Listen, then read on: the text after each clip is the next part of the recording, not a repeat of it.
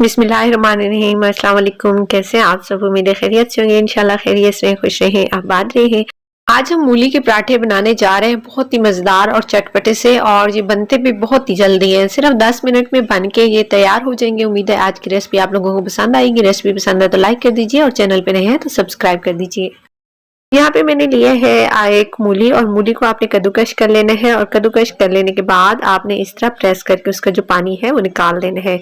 पानी निकाल लेने के बाद अब हम इसमें मसाले डालेंगे। नमक हम डालेंगे आधा छोटा चम्मच पिसी हुई मिर्चें हमने डाली हैं। 1 छोटा चम्मच इसमें पिसा हुआ धनिया डाला है हमने, और आधा छोटा चम्मच कुटी हुई मिर्चें डाली है। हल्दी डाली है 1/4 टीस्पून, और आपने यहाँ पे धनिया डालना है। मैं धनिया और पुदीने का इस्तेमाल कर रही हूँ, अगर आपको पसंद नहीं है तो आप छोड़ दीजिएगा, और हरी मिर्च भी डाल दीजिएगा।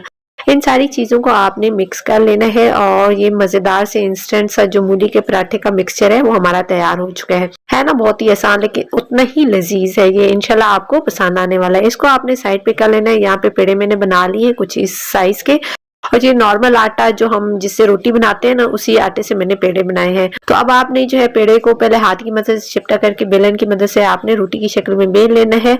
जो मिक्सचर मैंने बनाया है वो 2 पराठों के लिए, आधा मिक्सचर मैंने एक पराठे के ऊपर इस तरह लगा दी है। अब दूसरे पेड़े की जो रोटी हमने बना के रखी है वो इसके ऊपर आपने इस तरह लगा के साइडें जो है हाथ की मदद से अच्छे तरीके से आपने बंद कर देनी है, ताकि जितना भी जो अंदर मिक्सचर है वो बाहर ना निकले। अब आपने इसको उठा के गर्म तवे के ऊपर डाल देना है, और मीडियम टू नॉर्मल हीट पे आपने इसको बनाना है दोनों साइड पे। एक साइड पे जब ये इस तरह ट्रांसपेरेंट हो जाएगा आप इसको उलट दीजिएगा दूसरी साइड पे, और फिर इसके ऊपर आपने कुकिंग ऑयल डालना है। कुकिंग ऑयल डालने के बाद आपने इसको थोड़ा थोड़ा जो है हिलाना है, ताकि पराठे का जो कलर है वो सेम एक जैसा रहे हर तरफ से, तभी जो है वो देखने में भी मजे का लगता है।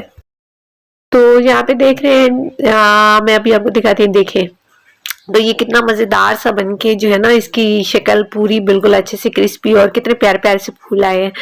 दूसरा पराठा भी आपने इसी मेथड से बना लेना है, और ये देखें दोनों तरफ से पराठा जो है अच्छे से क्रिस्पी हो गया है। तो इसको हम प्लेट में निकाल लेते हैं।